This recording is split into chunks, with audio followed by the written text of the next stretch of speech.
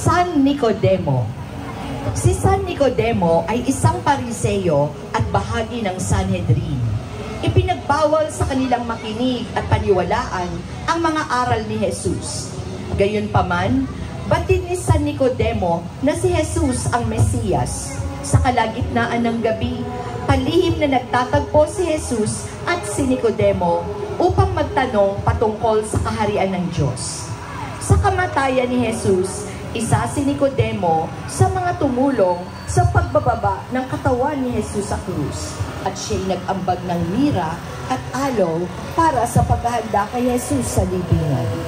Ang imahe ni San Nicodemo ay nasa pangangalaga ni kapatid Joselito San Carlos Dianito at pamilya ng nayon ng May Santol. San Nicodemo, ipanalangin mo